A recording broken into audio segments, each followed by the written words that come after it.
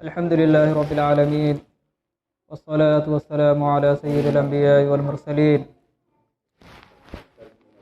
أما بعد، فأعوذ بالله من الشيطان الرجيم. بسم الله الرحمن الرحيم. يا أيها الذين آمنوا لا تأكلوا أموالكم بينكم بالباطل إلا أن تكون تجارة عن تراض منكم ولا تقتلوا أنفسكم إن الله كان بكم رحيما ومن يفعل ذلك عدوانا وظلما فسوف نصليه نارا وكان ذلك على الله يسيرا. صدق اللہ العظیم. میرے محترم، اللہ تبارک و تعالی نے اس قرآن پاک کی اس آیت میں ناحق مال کھانے کا ذکر فرمایا ہے. چنانچہ اللہ تبارک و تعالی نے کہا ہے کہ اے ایمان والو، ایک دوسرے کا مال ناحق طور پر مت کھاؤ، لیکن وہ آپسی رضامندی کے ساتھ ہو. اور اگر تم ایسا ناحق طور پر کسی دوسرے کا مال کھاؤ گے تو یہ خون ریزی اور آپسی قتل و قتال کا سبب بنے گا.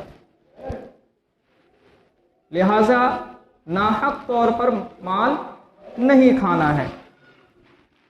اور آگے اللہ تعالیٰ نے ارشاد فرمایا کہ وَمَن يَفْعَلْ ذَلِكَ عُدْوَانًا، اور جو شخص یہ نافرمانیاں سرکشی کرتے ہوئے کرے گا، وَظُلْمًا، اور ظلم کرتے ہوئے کرے گا، فَسَوْفَ نُصْلِيهِ نَارًا، تو ہم اسے جہنم میں گھسیٹ دیں گے. وَكَانَ ذَلِكَ عَلَى اللَّهِ يَسِيرًا، اور اللہ تعالیٰ نے کہا کہ اللہ پر یہ کوئی مشکل کام نہیں ہے کہ اللہ تبارک و تعالیٰ کو کرنے میں یہ کوئی پریشانی کا سبب بنے گا. دیکھیے، یہ معاملات کے قبیل سے یہ آیت ہے، لیکن قرآن مجید میں اللہ تبارک و تعالیٰ نے جہاں اور عبادات کا ذکر فرمایا ہے وہاں مختصر سی آیات کا ذکر فرمایا. لیکن قرآن پاک کی ایک لمبی آیت جو سب سے بڑی آیت ہے وہ معاملات کے قبیل سے ہے. پورے ایک صفحہ اللہ تبارک و تعالیٰ نے معاملات کے قبیل سے فرمایا. وجہ یہ ہے کہ آپسی معاملات اگر خراب ہوں گے تو انسان کے معاملات خراب ہونے کی وجہ سے اس کا اثر عبادات پر پڑے گا، اور اگر عبادات پہ اس کا اثر پڑ گیا تو انسان کی دنیا بھی برباد اور آخرت بھی برباد ہوگی. چنانچہ آپ دیکھیں گے کہ قرآن پاک میں اللہ تعالیٰ نے نماز کے بارے میں فرمایا اقیموا الصلاۃ، نماز قائم کرو. روزے کے بارے میں فرمایا کتب علیکم الصیام، اللہ نے تم پر روزے فرض کر دیے. زکوٰۃ کے بارے میں فرمایا اللہ تعالیٰ نے وآتوا الزکاۃ، زکوٰۃ دے دو. اس کی تفصیل اگرچہ اللہ کے نبی نے فرمائی ہے، لیکن قرآن میں اللہ تعالیٰ نے نماز کے بارے میں تفصیل نہیں فرمائی ہے کہ نماز پڑھنی کیسے ہے، رکوع کیسے ہوگا، سجدہ کیسے ہوگا. لیکن جب معاملات کے باری آئی تو اللہ تعالیٰ نے قرآن پاک میں مکمل ایک صفحہ ایک آیت نازل فرمائی. چنانچہ اللہ تعالیٰ نے فرمایا یا ایھا الذین آمنوا اذا تداینتم بدین الی اجل مسمی فاکتبوہ، کہ جب تم لین دین کا آپسی معاملہ کرو تو اسے لکھ لیا کرو، اور لکھنے کے ساتھ معاملات کرو. اس لیے کہ معاملات اگر صحیح ہوں گے تو پھر آپسی محبت بھی رہتی رہے گی اور آپسی جھگڑے جو ہے نا وہ ختم ہوتے رہیں گے. اور شروع میں اگر اس طرح کا معاملات نہیں ہوا تو پھر نتیجتاً یہ ہوگا کہ آگے چل کے دشمنیاں پیدا ہوں گی اور قتل و قتال اور خون غارت اور خون ریزی کا سبب بنے گا. چنانچہ آپ دیکھ رہے ہیں ہمارا کہ روزمرہ کے جو زندگی میں آپسی جو بھائی چارگی ختم ہو رہی ہے اس کا سبب معاملات کا بالکل ختم ہونا ہے. لوگ شروع میں بھائی والد کہہ کے تو یہ صفائیاں دے جاتے ہیں کہ بھائی کے ساتھ اس طریقے سے کیسے معاملات کریں، بھائی کو کیسے یہ کہہ سکتے ہیں، ماں باپ کو کیسے کہہ سکتے ہیں. اسی لیے علماء نے فرمایا ہے، علماء کا مقولہ ہے عاملوا کالاجانب وعاشروا کالاخوان، کہ معاملات اجنبیوں کی طرح کرو اور رہو بھائیوں کی طرح. معاملات کا اتنا بڑا رول ہے دین اسلام میں، جس کا ہمیں حضرت عمر فاروق اعظم رضی اللہ تعالیٰ عنہ کے ایک واقعے سے معلوم چلتا ہے۔ چنانچہ حضرت عمر فاروق اعظم رضی اللہ تعالیٰ عنہ کے دربار میں ایک شخص گواہی دینے کے لیے آیا۔ حضرت عمر فاروق اعظم رضی اللہ تعالیٰ عنہ نے کہا کہ کیا کوئی شخص تمہیں جانتا ہے جو تم گواہی دے رہے ہو؟ اس نے ایک شخص کو بلایا، اور وہ ایک دوسرا جو شخص آیا اس نے اس گواہ کی تعریف کے قصیدے پڑھنے لگ گئے اور نہ جانے کتنی تعریفیں اس کے بارے میں بیان کر دی۔ حضرت عمر فاروق اعظم رضی اللہ تعالیٰ عنہ نے کہا کہ ذرا ٹھہرو، اتنی جو تعریفیں کر رہے ہو کیا تم اسے جانتے بھی ہو؟ اب جاننے کا کیا مطلب ہے؟ ایک انسان دوسرے انسان کو پہچانتا کب ہے صحیح طریقے سے؟ صرف نماز پڑھ لینے سے پہچان آ جاتی ہے اس کی، کہ ایک انسان کو ہم نماز پڑھتا دیکھ رہے ہیں کہ بڑا نمازی ہے، کیا وہ انسان اچھا کہلائے گا؟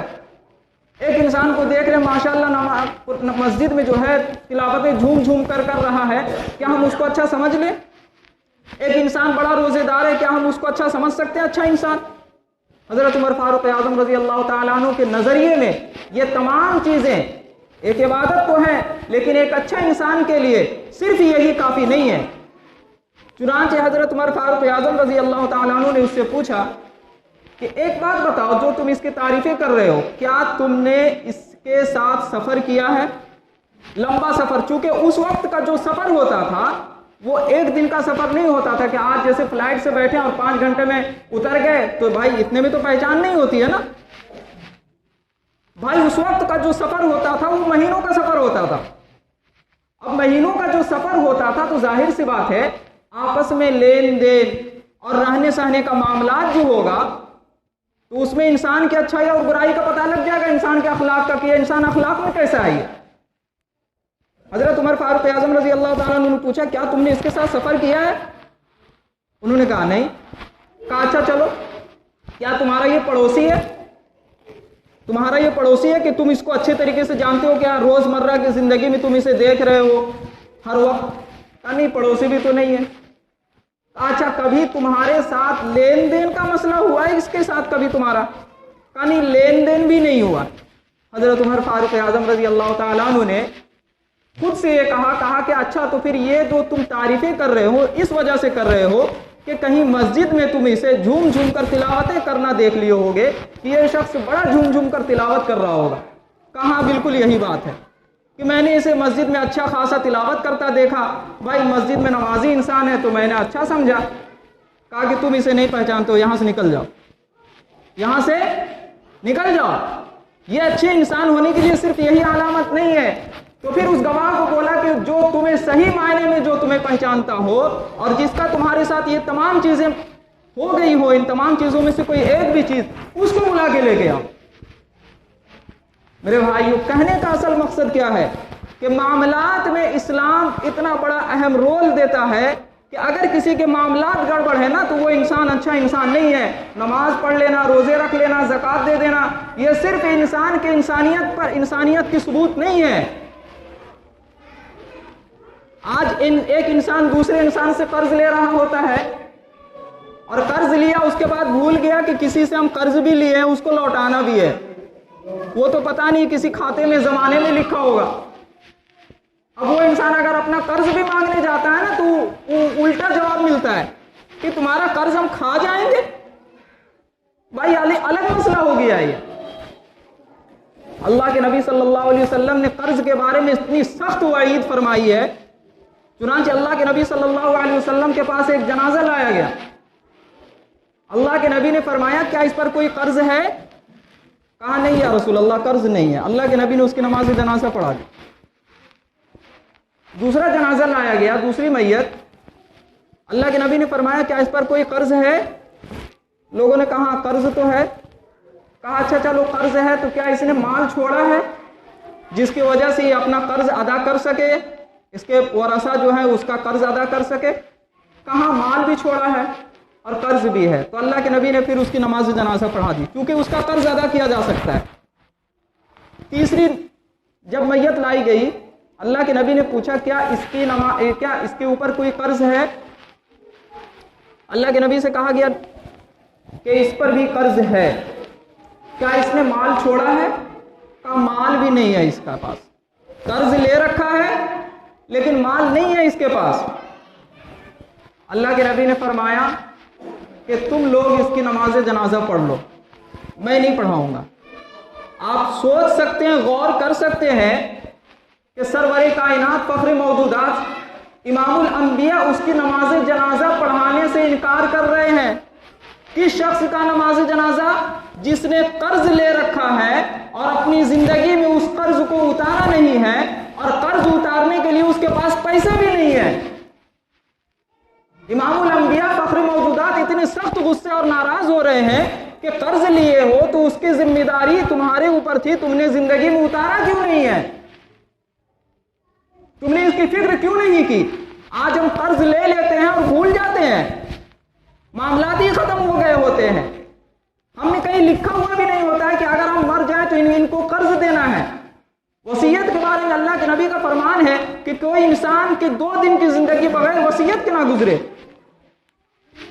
لیکن ہم لوگوں کا کوئی خیال نہیں جاتا۔ یہ معاملات ہے میرے بھائی، میں معاملات سمجھانا چاہ رہا ہوں کہ قرآن پاک میں یہ جو معاملات کہا نہیں گیا کہ بھائی اے آپس کے مال ناحق طور پر نہ کھاؤ، یہ وہ معاملات ہیں۔ اگر یہ معاملات ہم صحیح میں رکھیں گے تو گویا کہ یہ ایسا ہے نا کہ ہم ناحق طور پر دوسرے کا مال اپنے پیٹ میں دبا رہے ہوں گے۔ تو اللہ کے نبی نے کہا کہ تم لوگ اس کی نماز جنازہ پڑھ لو۔ تو ابو قتادہ رضی اللہ تعالیٰ عنہ نے دور سے کہا یا رسول اللہ، میں اس کے قرض کی ذمہ داری اپنے اوپر لیتا ہوں، یعنی اس کا جو بھی قرض ہے نا میں ادا کر دوں گا۔ اللہ کے نبی نے کہا پھر لاؤ میں پڑھاتا ہوں۔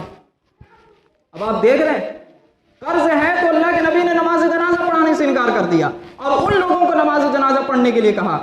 ایسا نہیں ہے کہ جس کے اوپر قرض نہیں تو اس کی نماز جنازہ ہی نہیں ہوگی، نہیں، اللہ کے نبی نے وعید کے طور پر اس کی نماز جنازہ نہیں پڑھائی، اور لوگوں کو عبرت دینے کے لیے کہ اگر کسی کا اوپر قرض ہے اس کو ادا کرنے کی فکر کرے، اور اگر نہیں کرتا ہے اس کی پکڑ آخرت میں جو ہوگی وہ اس پکڑ سے بہت چھوٹی بہت بڑی ہوگی۔ آج تو لوگوں کا حال ہی بڑا عجیب ہو گیا۔ یہیں پہ میں دیکھ رہا تھا کہ ایک شخص نے ایک دکان سے بڑا ہی قرض کے کھاتے چڑھائے ہوئے تھے، اور دکان میں جو ہے نا اپنا بہی کھاتا جو ہے نا جمع کیا ہوا تھا، کچھ بھی لے رہا قرض قرض قرض قرض بقایا۔ پرچون کے دکان میں کچھ دنوں کے بعد جو ہے حج کرنے کے لیے بھی چلا گیا وہ۔ اب جو دکاندار تھا وہ سوچا کہ بھائی میرا قرض تو ادا کیا نہیں، حج کرنے کے لیے چلا گیا ہے، مطلب ہے کہ پیسے تھے تو پھر میرے قرضے ادا کرنے چاہیے تھے، حج کرنے کے لیے بھی چلا گیا۔ وہ سوچا کہ چلو ہو سکتا ہے مجبوری کے طور پر جلد بازی میں حج کرنے کے لیے نکل گیا ہو۔ جب وہ حاجی صاحب حج کر کے آئے تو اس کے بعد جو ہے نا پھر دکان میں گئے، کہا کہ میرا کھاتا نکالنا ذرا۔ وہ سوچا کہ بھائی حج کرنے گھر کے آ گئے ہیں، اب کھاتا وغیرہ جو نکال لیں حساب کتاب کر کے، ظاہر سی بات ہے اس وقت موقع نہیں ملا ہوگا، اب موقع ملا ہے تو اب یہ ادا کریں گے۔ لہٰذا انہوں نے کھاتا نکلوایا، کہا کہ نام کہاں ہے میرا؟ کہا کہ یہاں پہ نام لکھا ہوا ہے۔ اس کے آگے میں لکھ دیا حاجی۔ اس کے بعد کہا ٹھیک ہے اب رکھ دیجئے اس کو۔ اس کے بعد کیا کہا؟ اب رکھ دیجئے، باقی کھاتا اسی چلے گا، حاجی کے نام سے چلے گا میرا کھاتا۔ دیکھ رہے ہیں حاجی لوگوں کا کہنے کا مطلب یہ ہے کہ نماز پڑھ لینے سے، روزہ رکھ لینے سے، حج کر لینے سے یہ معاملات نہیں پتا، معاملات گڑبڑ ہو رہے ہیں لوگوں کے۔ داڑھی رکھے ہوئے بڑے بڑے معاملات گڑبڑ، نماز پڑھ رہے معاملات گڑبڑ، روزہ رکھ رہے معاملات گڑبڑ۔ یہ تمام چیزیں ہیں جو معاملات کے بارے میں اللہ تبارک و تعالیٰ نے ایک صفحے کی آیت معاملات کے لیے صرف اتاری ہے۔ اس کو لکھو، اس کو ادا کرو۔ میرے بھائیوں، یہ معاملات بڑا ہی سنگین جرم ہے اگر انسان کو دیکھا جائے، اور یہ معاملات جو ہم نے بتایا ہے کہ آج کل یہ معاملات بھائیوں بہنوں رشتہ داروں میں بگڑتا ہے۔ کہیں سے سنا ہوا ہے، ایک صاحب بتا رہے تھے کہ ایک سسر اور داماد دونوں مل کر معاملہ کیے، بزنس شروع کیے، اور بزنس جب شروع کیے تو سسر اور داماد کا رشتہ ہے بھائی، شروع کر دیا، لیکن ہے معاملات شریعت کہتی ہے کہ جب معاملات آپ کر رہے ہیں تو اب رشتہ داری بیچ میں نہیں آنی چاہیے. عاملو کل اجانب، معاملات اجنبیوں کی طرح ہونا چاہیے، پورے صفائی کے ساتھ ہونی چاہیے. لیکن چونکہ شروع میں رشتے تو نبھاتے ہیں اچھے سے، بھائی ہے، سسر ہے، باپ ہے، معاملات لاسٹ میں بگڑ جاتے ہیں اور خون ریزی اور قتل و قتال کی اور لڑائی کی تک نوبت آ جاتی ہے. سسر داماد نے بزنس جو شروع کیا، آگے چل کے ان کے رشتے ختم ہونے لگ گئے. نوبت یہاں تک پہنچ گئی کہ دونوں میں بات چیت تک بند ہو گئی. وجہ اس کی کیا ہوئی؟ وجہ یہ ہے کہ جس وقت وہ بزنس شروع کر رہے تھے معاملات کو کلیئر نہیں کیا تھا انہوں نے، معاملات کو بس ایسے ہی چھوڑ دیا تھا. آج ہمارے بھی حالات ایسے ہی ہو رہے ہیں، ہمارے بھی حالات ایسے ہی ہو رہے ہیں. آج یہاں تک تقسیم وراثت میں بھی یہ مسئلہ ہوتا ہے. اگر انتقال کسی کا ہو جائے والدین میں سے تو ان کی پراپرٹیاں جو ہے، ان کی پراپرٹیاں تک تقسیم نہیں کی جاتی ہیں جلدی، اور ان کے نامزد نہیں کیا جاتا ہے، اور پھر لوگ ایسے ہی چھوڑ دیے ہوتے ہیں. ابھی 2-4 دن کی بات ہے کہ میرے پاس ایک کال آیا کہ ایک شخص مر گیا ہے، اس کے بیوی بال بچے جو ہیں، بیوی کہتی ہے کہ ساری پراپرٹی جو ہے نا میرے نام سے کرو، اور چونکہ بچے بہت چھوٹے ہیں تو اس کی دیکھ بھال میں کروں گی. کیا اس طرح کرنا جائز ہے؟ ظاہر سی بات ہے، شریعت یہ کہتی ہے کہ اگر مرحوم چلا گیا دنیا سے تو اس کے جو ورثہ ہیں، اس کے ورثہ اگر بیوی ہے اس کو 1/8 حصہ ملے گا، 8واں حصہ، اور 7 حصے جو ہیں اس کے بیٹے بیٹیوں میں تقسیم ہوں گے، صرف بیٹوں میں نہیں. آج ہمارے ساتھ یہ بھی بڑا مسئلہ غلط ہو گیا کہ ہم بیٹوں کو تو حصہ شمار کرتے ہیں، بیٹیوں کا تو کوئی حصہ شمار ہی نہیں کرتے. یہ ناحق طور پر ہم مال کھا رہے ہوتے ہیں، گویا کہ آپ تو اس کا حق لے کے پیٹ میں دبا رہے ہوئے. ظاہر سی بات ہے، آپ کسی اگر مان لیجئے 4 بھائی 4 بہنیں ہیں، 4 بھائیوں کو تو حصہ دے دیا، 4 بہنوں کو کون دے گا بھائی؟ آپ کہیں بہن کا کیا، بہن کا تو ہم نے شادی کر دیا، معاملات یہ کر دیا. شریعت کہتی ہے کچھ نہیں ہے، یہ ایسا ہی ہے جیسے کہ مان لیجیے آپ کے 4 بھائی 4 بہنیں ہیں، ان میں سے آپ نے 3 بھائیوں کو تو حصہ دے دیا، ایک بھائی کو حصہ نہیں دیا، تو پورے معاشرے والے آپ کو بھی غلط کہیں گے کہ 3 بھائی کو تو حصہ دیا، ایک بھائی کو کیوں نہیں دیا؟ کیا وہ تمہارا بھائی نہیں تھا؟ لیکن آج معاشرہ تو 4 بھائیوں تک تو قید لگاتا ہے کہ 4 بھائیوں کو دو، 4 بہنوں کو نہیں دینا ہے. یاد رکھیں کہ آج پنچایتوں میں بھی اور پنچ میں بھی یہی مسئلہ ہو رہا ہے. اگر ان کے پاس فیصلہ جاتا ہے تو وہ صرف بیٹے کو حق میں فیصلہ کر دیتے ہیں، بیٹیوں کا کوئی فیصلہ نہیں ہوتا ہے. یاد رکھیں اللہ کے نبی علیہ الصلوۃ نے قرآن مجید، اللہ کے نبی نے فرمایا ہے قیامت کی نشانیوں میں سے یقضی بالظن، کہ قیامت کی نشانیوں میں سے ایک نشانی یہ ہے کہ آخری زمانے میں لوگ اٹکل پچو کے فیصلے کریں گے، نہ وہ قرآن کے طریقے سے فیصلے کریں گے، نہ حدیث کے طریقے سے فیصلے کریں گے، اپنے طریقے سے جو چاہیں گے فیصلے کرتے چلے جائیں گے. اور یاد رکھیں اگر اس پنچ میں جو لوگ بھی ہوں گے اور وہ شریعت کے مطابق اگر فیصلہ نہیں ہوا ہوگا، اور کسی کو اگر شریعت معلوم ہوئی ہوگی اور وہ اس میں آواز نہیں اٹھایا ہوگا، کل سارے لوگ قیامت کے دن جہنم میں گھسیٹ دیے جائیں گے. کہ کل کو غلط فیصلہ ہو رہا تھا، کل کو ایک پر ظلم ہو رہا تھا، کل کو دوسرے مظلوم قرار دیے جا رہے تھے، تم نے اس کے لیے کتنی آواز اٹھائی؟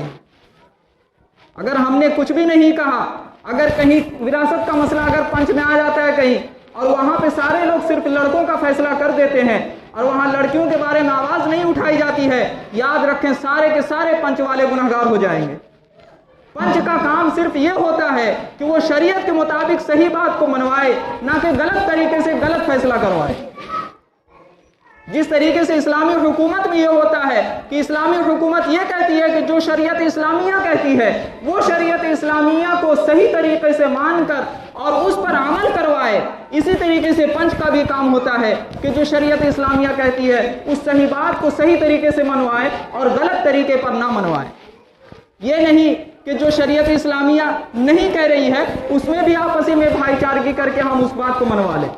جس نے شریعت کو بلا دو ٹوک فیصلہ کر دیا، جس میں اس میں کسی انسان کا دخل نہیں ہے، جس میں اللہ کے نبی نے فیصلہ فرما دیا ہے اس میں کسی انسان کا دخل نہیں ہے کہ وہ اپنے طریقے سے فیصلہ کروائے.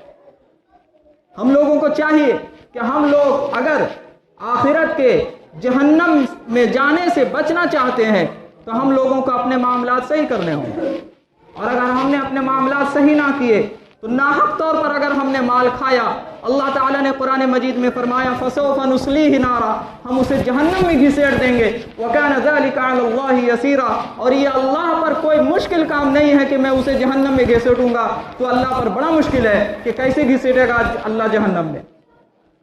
دعا کریں کہ اللہ تعالیٰ ہمیں اور آپ کو سننے کے بعد سمجھنے کی اور اس پر عمل کی توفیق عطا فرمائے۔ وآخر دعوانا الحمدللہ رب العالمین۔